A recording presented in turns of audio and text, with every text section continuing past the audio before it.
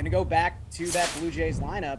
Someone who might go a little overlooked in this game, Santiago Espinal, who has hit very, very well at Rogers Center so far this season. He's got a 128 WRC plus, an OPS up above 800. And depending on whether or not George Springer plays in this game, he's missed the last 2 contests due to an illness.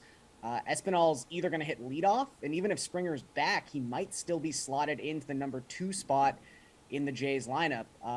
He started hitting second. They've won 8 consecutive games. Managers tend to be a little superstitious, so I would imagine Espinal remains in the top third of the Jays lineup regardless of who's playing tonight. And considering that they have the highest implied team total of any non-Coors team on this slate, I think you want to stick as many bats in there as you can. And if one of them is $3,600, that's even better. Erik, who's a good value play tonight? I was pretty worried we'd be on the same guy again because I am going with a cheap guy on the Jays, but I'll go with Lourdes Gurriel at 2,800.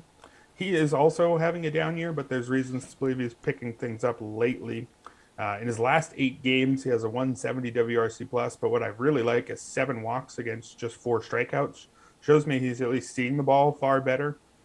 On the season, a 655 OPS isn't very good, but he does have a career best strikeout rate of 17.6%. He's hitting the ball still fairly hard in the 77th percentile, not generating a ton of barrels, but that seems like that means a few too hard of his hits are going on the ground, or a few too many of his hard hits are staying on the ground. It doesn't look like somebody who's very off to me, and it's somebody who's had plenty of success in the past.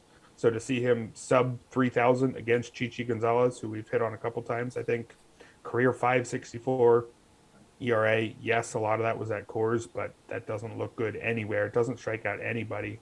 13.4% strikeout rate for his career, and wasn't even all that much in the minors this season. So give me a guy who's had success in the past, doesn't look all that bad this season, and costs less than $3,000.